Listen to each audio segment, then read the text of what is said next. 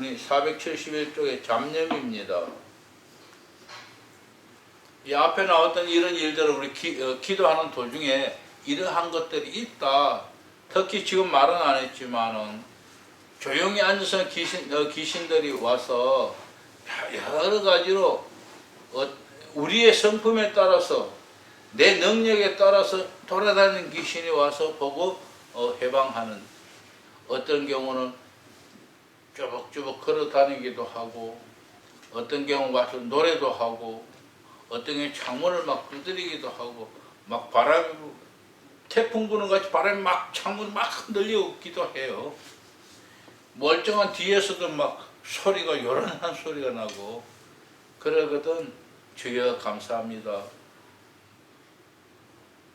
그럼 다 지나가요. 어차피 문만 잠가놨으면은 문을 열고 들어올 수 있는 사람 아무도 없잖아요. 그러니까 다 그런 뭐냐, 이게 전부 다 귀신이다, 마귀다, 그렇게 생각하면 되니까요. 기도 중에 마귀는 사실은 아무것도 아닙니다. 다음 잡념입니다. 기도 생활에 누구나 느끼는 어려움의 하나는 잡념이다. 잡념에 대해서 그 원인을 찾아내 어떤 대책을 강구해야 한다. 근데 원인 찾아내고 대책 강구한다고 말은 했지만 그게 쉬운 게 아니거든요. 그러나 하여튼 찾아봅시다.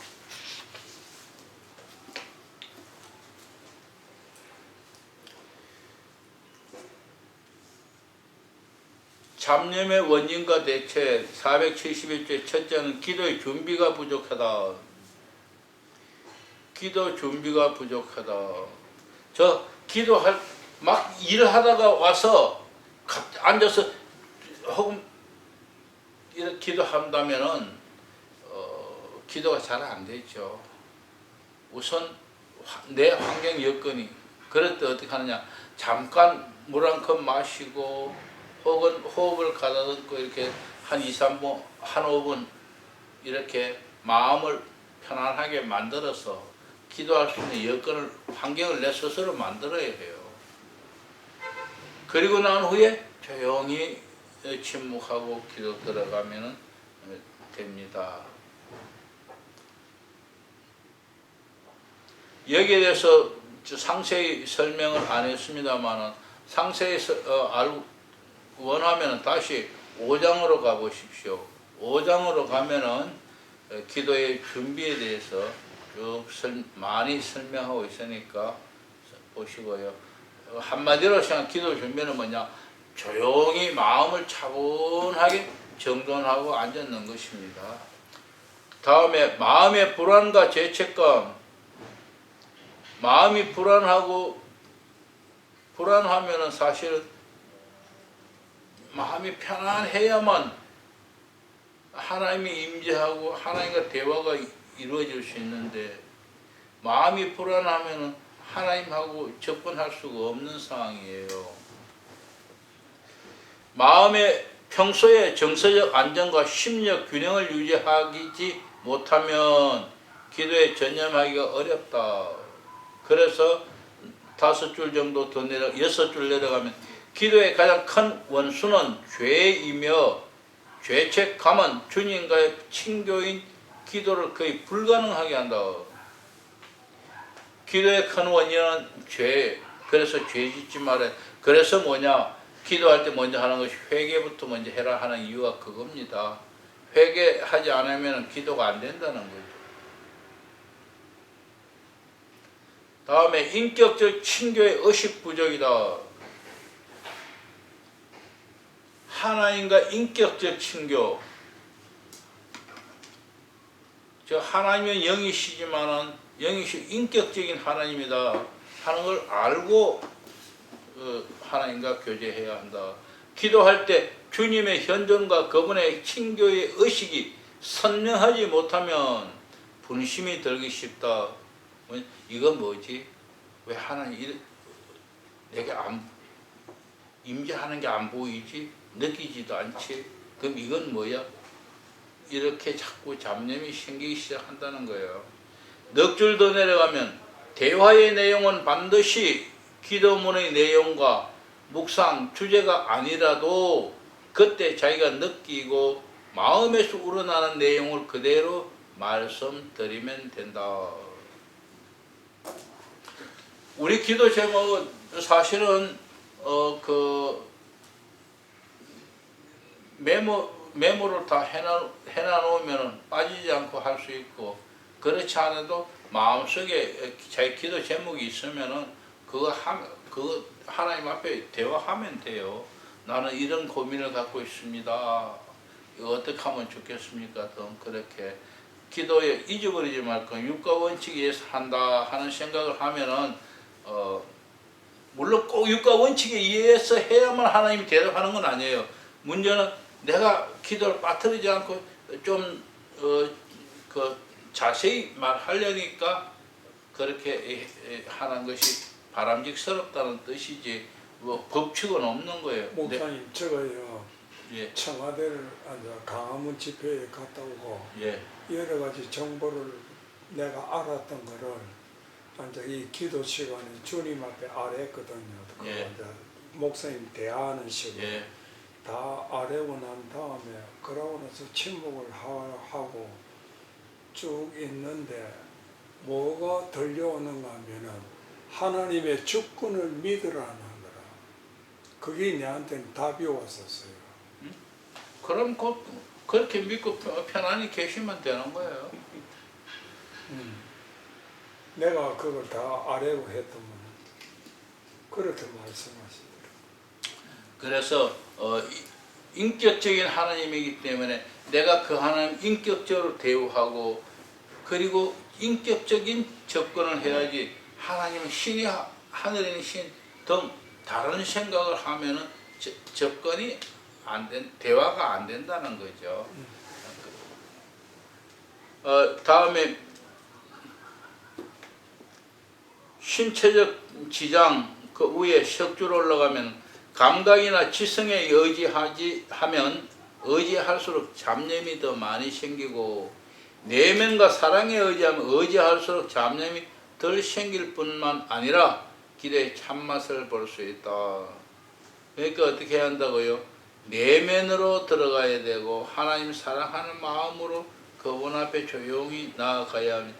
하나님을 최고 사랑하는 사람은 하나님 외에는 아무것도 생각하지 않으려고 노력합니다. 무엇이라도 보이면 버리고 들려도 드리고 뭐 생각이 떠오르면 보내고, 이렇게 해서 오직 하나님만 찾으려 하는 그런 사람이 되는 거죠. 다음에 신체적 지장. 기도하는데도 신체적 지장이 있을 수 있습니다.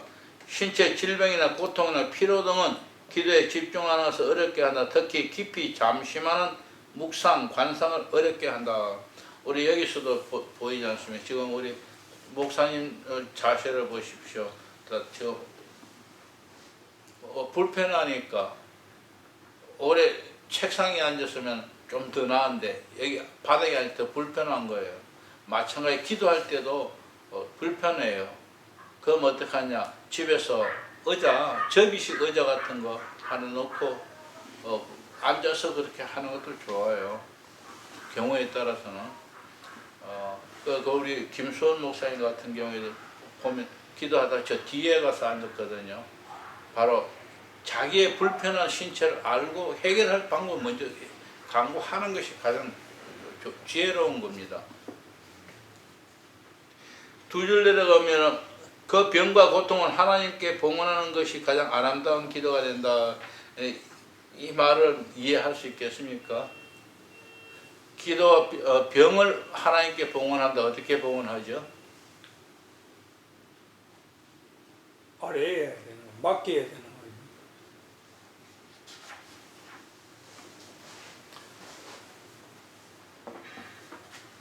거예요. 뭐라고 표현할까? 욥같이 주신이도 여호와시, 예. 취하실 이도 여호와시다. 이 고통도 하나님 내게 은혜를 주셨다 생각하면 이 고통 뒤에 하나님이 더 큰 선물이 따르실 것이다. 이런 것도 볼 수 있겠죠. 그러다면은 아파도 고통을 참는 힘이 생기겠죠. 주님의 순환을 생각하며 자기의 고통을 주님의 고통과 합쳐할 수 있는 대로 사랑과 찬양과 감사와 마음으로 봉헌하여 자기 죄의 보석과 다른 사람의 구원을 위해 제물로 바치도록 한다.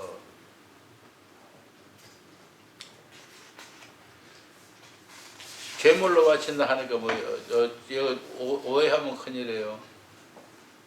저 신봉사 딸같이 그렇게 제물로 바치는 거 아니고요.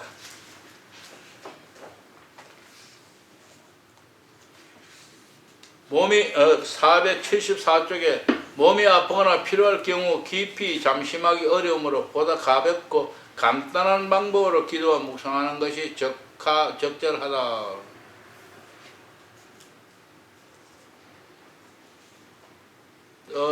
조금 더 몇 줄 더 내려오면 기도가 신체가 정신이 가장 좋은 상태에서 바치는 것이 이상적이므로 하루 일과를 수행하면서 필요한 시간에 바치는 것이 바람직하다. 한 줄 더 내려가서 시간은 새벽, 점심이나 저녁 식사 전이 좋으며 식사 후와 수면 직전은 좋지 않다. 식사 후에 하면은 사실은 밥 먹고 나면 피곤해요. 내게도 기도에 영향이 있지만 다음 신체적으로 소화에도 소화 불량도 초래해요. 등등. 왜? 이 기도하면 조용히 에너지 엄청 많이 소비하거든요. 남들은 뭐 거의 가만히 앉았는데 무슨 이러지만 아니요. 우리가 조용히 앉아 집중하고 있으면 엄청 에너지 소모가 많이 됩니다. 그리고 한 줄 더 내려가서 시작하기 전에 몸을 가볍게 움직여 푸는 것이 필요하다. 반드시 시작하기 전에 뿐만 아니라 마치고도 스트레칭을 꼭 해줘라. 다음에 기도에 대한 소심함, 기도를 잘하려고 지나치게 긴장하거나 걱정하는 것이 오히려 잡념을 일으킬 수 있다. 밑에서 5째 줄에 지나간 기도를 어떻게 바쳤느냐에 신경 쓰지 말고 항상 이제 시작하려는 기도를 잘 바치려고 노력하면 된다.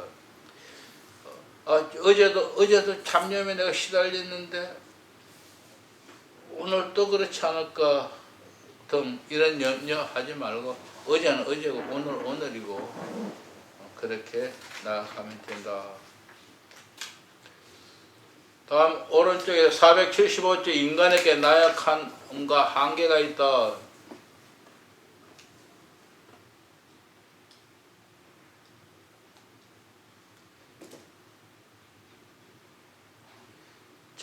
잡념이 생기는 그 원인이 우리가 나약하기 때문이다. 그리고 인간의 한계가 있다. 인간의 한계가 뭘까요? 인간의 한계는요. 인간의 한계는 무엇이든 내게 좋은 것을 보았거나 가졌으면 이거 안 버리려고 하는 게 인간의 한계점이에요. 이성적으로는 그거 버려야 되는 줄 아는데 버려야만 더 좋은 거, 이걸 버려야 더 좋은 거 큰 걸 잡을 수 있는데 욕심이 이것도 안 버리고 이것도 잡으려는 거예요. 아프리카 사람들 원숭이 잡는 방법 여러분 알아요? 원숭이 잡는 거 이렇게 잡아요. 그 코코넛 익은 거 딱 반을 잘라요. 잘라서 안에 속을 파내버리고 요만큼 구멍을 뚫고 딱 2개를 묶어요. 그리고 그 속에 사탕을 초콜릿 같은 거 사탕을 집어넣으면 원숭이가 사탕 먹으러 와서 손을 집어넣고 그 사탕을 하나큼 쥐고 빼려는데 지면 안 빠져요. 들어갈 때는 이렇게 넣었는데 지면은 안 빠지는 거예요. 이 원숭이가 사탕을 놓아야 빠져 도망을 가는데 사탕은 쥐고서 도망가려니까 못 가고 있는 거예요. 그래서 잡히는 거예요. 원숭이가 욕심이 그렇게 많으니 똑같이 사람은 더 많죠. 많은 사람이 그런 거예요.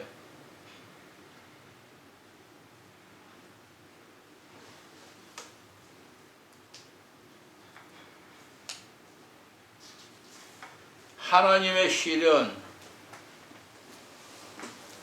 특정한 원인이 없는데도 불구하고 기도에 무미 건조함을 느끼고 잡념이 생기고 또 하나의 원인이 하나님께 허락하시는 시련이다. 이거는 뭡니까?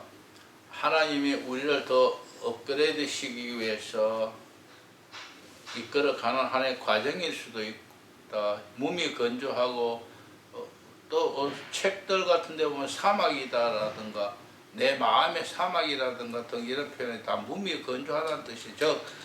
기도해도 아무 재미도 없어요. 왜? 전에는 기도하면 하나님이 응답도 하시고 보여주기도 하고 들려주기도 하고 막 그랬는데 그래도 어떤 무엇을 생각하면 막 마음이 흥분하고 마음 기쁘고 즐겁고 막 그런 게 있는데 요사이는 이상하게 기도해도 하나님 응답도 없고 그다음 조용히 묵상해도 묵상도 안 되고 아무것도 안 되는 그러니까 막 기도도 하기 싫어지고 짜증나고 그런 상황까지도 온다는 거예요. 그건 언제냐? 이 상황에서 포기해버리면은 그건 참 큰 실수예요. 그건 뭐냐? 하나님이 나를 더 한 단계 업그레이드 시켜주기 위해서 더 성장하기 위해서 이 가정을 주셨구나 하고 하나님 감사합니다. 감사가 서서 안 나오더라도 억지로라도 감사합니다 하고 이겨나가면 그 단계를 이겨나가면 한 단계 성숙한 그런 신앙이 된다. 기도도 마찬가지입니다. 476쪽에 보면 시련은 긍정적 의미 목적을 지닌다. 인내와 사랑으로 받아들인다면 이는 죄를 보속하고 마음을 정화하고 겸손하게 하며 세상 일에서 이탈하게 하고 더욱더 주님께 의지하게 하고 주님과 일치하게 해준다. 자, 밑에서 한 10줄 정도 올라가면은 주님을 만족하게 해드리는 일을 자기의 만족으로 하는 하나님 중심적 자세를 갖게 되고 주님의 기쁨을 자기 기쁨으로 하는 순수한 영적 기쁨을 누리게 한다. 이게 뭐냐? 기도의 목표다. 기도의 목표는 뭐냐? 주님을 만족하게 해드리는 일을 자기의 만족으로 하는 하나님 중심 자세. 그러나 이것은 시련 없이 있을 수 없으며 이 시련을 인내와 사랑으로 받아들이지 않고서는 달성할 수 없다. 적어도 나를 버리고 주님 중심으로 가려면은 그만한 시련을 통과해야 한다. 결론적으로 같이 읽습니다. 기도는 자기 만족을 추구하기 위해 바치는 것이 아니라 하나님을 만족시켜 드리기 위해 바치는 것이다. 예, 기도는 내 만족을 위해서, 내 욕구 충족을 위해서가 아니고 하나님이 원하시는 하나님의 영광을 위해서, 하나님의 뜻을 알기 위해서 기도하는 거다.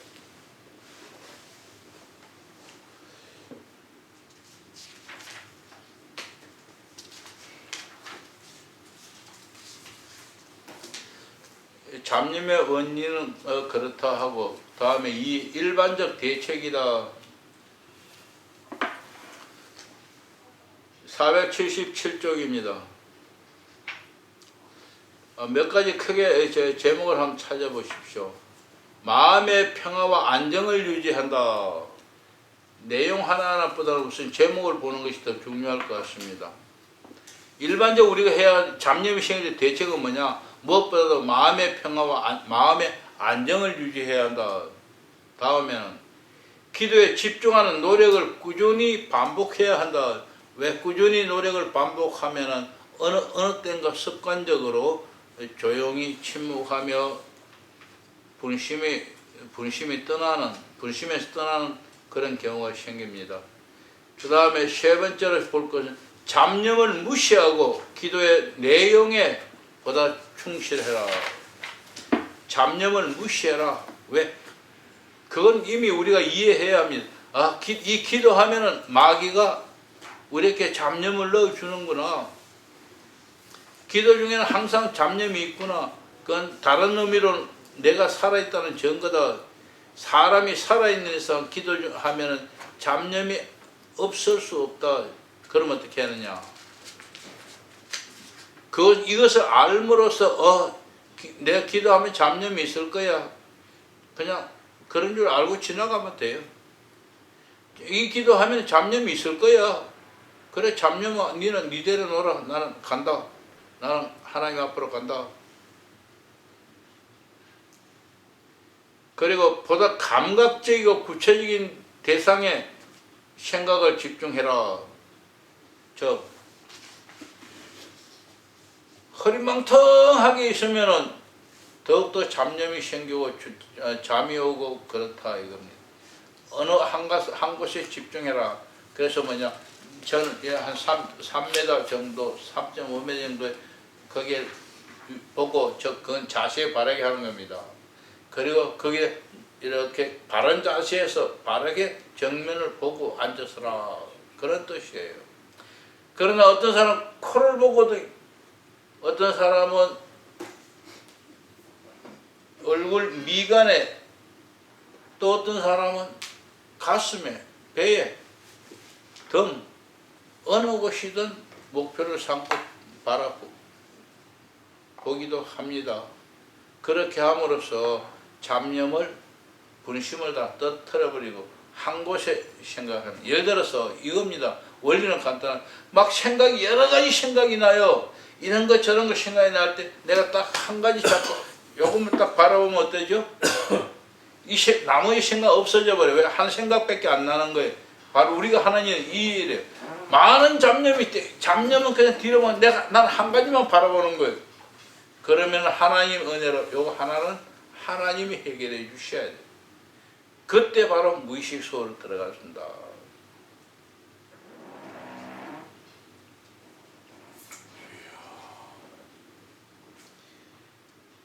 (477조) 밑에 기도에 집중하는 노력을 꾸준히 반복한다. 잡념이 생겨서 뭘 알아차릴 때마다 잡념을 몰아내고 기도에 집중하는 노력을 꾸준히 반복해야 한다. 아무리 자주 잡념이 생긴다 하더라도 몇십 번, 몇백 번이라도 기도에 돌아가는 노력을 그만두지 말아야 한다. 끈기와 인내가 필요하다. 여기서 드리고 싶은 말씀이 있습니다. 몇백 번의 기도 중에 한 시간 내에 거룩한다고 돌아가는 훈련만 해야 되느냐? 아니다. 말은 이런 표현되죠. 실제 이렇게 하면 안 된다는 거예요. 그럼 어떻게 되느냐? 제가 뭐라고 했죠? 2번 시험하고 여러분 계속해도 안 되면 어떡하라 그랬죠? 자세를 한번 바르자고 봐봐라. 그러면 감쪽같이 사라질 것이다. 바로 계속 분심 속에서 1시간 내에 시달린다면은 기도 시간이 그만큼 기도가 잘못된 거잖아요. 그럼 이것을 해결하기 위해서 어떠냐? 이 방법은 기록이 안 됐지만 해결하기 위해서는 거룩한 단으로 돌아가는데 몇 번 그렇게 해서 안 돼. 1시간 내에 거룩한 단으로 돌아가서는 안 된다. 그럼 어떻게 하냐? 자세를 다시 한번 바람 잡아주면 모든 것이 처음 다시 시작하는 거나 마찬가지입니다.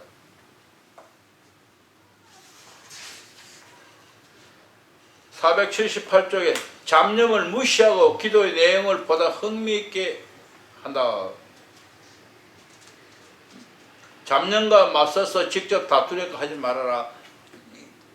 잡념을 내보내려고 애쓰지 말아라 이거예요. 나 이거 생각 안 할 거야. 없어져. 안 돼. 결국 거기에 빠져 들어가는 거예요. 그냥 잡념은 내가 살아있는 증거야. 나 살아있군. 그리고 끝내야 돼. 2줄 내려가서 오히려 잡념이 전혀 없었던 것처럼 대하고 이를 무시하는 것이 좋다. 그 잡념보다 더 흥미있게 주님을 생각하고 그 생각에 관심을 돌림으로써 잡념이 저절로 사라지게 하는 것이다. 더 흥미있게 주님을 생각하라는 이야기, 이 말의 의미는 더 관심있게, 흥미있게가 아니라 더 관심있게, 예를 들어서 십자가에 못 박힌 모습이라든가 십자가를 지고 가는 모습이라든가 매를 맞는 모습이라든가 침을 뱉고 머리를 맞으며 가는 이런 모습들, 이것을 생생하게 떠올리면은 그게 흥미로운 거예요. 그게 관심이 더 있는, 나머지 잡념은 다 사라지고, 그 생각, 그것 하나는 하나님 은혜로 사라지게 해주신다. 478쪽 밑에 보다 감각적이고 구체적인 대상의 생각을 집중한다. 응? 눈을 감고 묵상하는 것이 어렵고 계속적으로 잡념이 생길 경우 아예 눈을 뜨고 어떤 사물을 가만히 바라보는 것이 오히려 도움이 된다. 불교에서 그렇게 해요. 불교에서 하는 사람 보면 사라진다 그래서 눈을 완전히 뜨고 있지도 않고 실눈을 뜨고 봐요. 눈을 뜬다 하니까 멍하니 뜨고 보고 있는 거 아니에요. 실눈 부처도 실눈 뜨고 있어요. 실눈 뜨고 있는 이유는 뭐냐? 조용히 묵상하고 조용히 눈 감고 있으면 앞에 뭐가 자꾸 어른거려요. 그리고 무엇인가가 나타나는, 그러면 자꾸 궁금한 거예요. 그리고 부처는 더군다나 동네 집 안에 아니고 밖에 나무 밑에 있었으니까 석가모니가, 나도 자세히 읽어보지도 않았고 석가모니에 대해서 읽어보지는 않았어요. 그리고 그렇지만 석가모니 모르긴 해도 석가모니가 돌을 닦고 있을 때, 수덕할 때에 많은 것들이 그 앞에 와서 나타났을 거예요. 그렇기 때문에 그때마다 처음에는 겁이나 혹은 이상해서 눈을 떠서 확인해보고 했을 거예요. 그러다가 어느 날 석가모니가 살짝 눈을 뜨고, 그래 난 눈을 뜨고 있을 거야. 다 뜨면 다 보이니까 그렇게 그냥 살짝 뜨면 내 앞에만 보이. 절대 뱀이 없어, 여자가 없어, 아무것도 없어, 늑대도 없어. 그래서 실눈 뜨고 있다. 근데 나는 어릴 때 초등학교 5학년 때인데 부처 눈에서 막 피가 나는 걸 봤거든요. 경주에서 석굴암에 사실은 피가 난 게 아니고요. 태양빛 불걸레. 아침에 해 뜨는 거 보러 올라갔는데 석굴암 바로 옆을 돌아가서 조금 나가서 동해바다 해 뜨는 거 봐요. 그런데 애들 다 선생님이 데리고 갔는데 나는 그 부처 앞에서 부처를 보고 있었어요. 부처를 보고 있을 때 부처의 눈이 갑자기 팍 꺼지는 게 막 피가 쏟아지는 것 같은 거예요. 깜짝 놀래가지고 했는데 나중에 생각하니까 아이고 그때 선생님한테 뭐라고 이야기했던 것 같기도. 하여튼 뭐 그런데 나이 보니까 지금 어른이 돼서 판단하면 동해에서 해 뜨는 것이 눈에 반사돼서 막 떴던 거예요. 난 그걸 보고 부처의 눈에 막 피가 나는 줄 알았어요. 자, 479쪽에 묵상 방법을 조절한다. 밑에서 세 번째 절에 단순한 연도로서 어떤 일점에 깊이 잠심하는 것보다 감동적 염도로 여러 가지 심정과 대화 내용을 다양하고 생생하게 드러내는 것도 또한 도움이 될 것이다. 쉽게 표현할게요. 이럴 때는 성경 말씀 어디 한 구절 혹은 한 단락을 조용히, 우리 다 잘 아니까 내용을, 그것을 조용히 묵상을 하면은 다른 것이 다 달아난다. 다른 생각, 잡념들이. 묵상이 초기에 필요한 이유는 그거예요. 그래서 한 곳에 집중할 수 있다. 마음을 집중할 수 있다. 묵상 목적이 그거예요. 한 곳에 집중할 수 있도록, 하나님 앞에 집중할 수 있도록 모든 잡념을 떨어내기 위해서 묵상하는 거예요.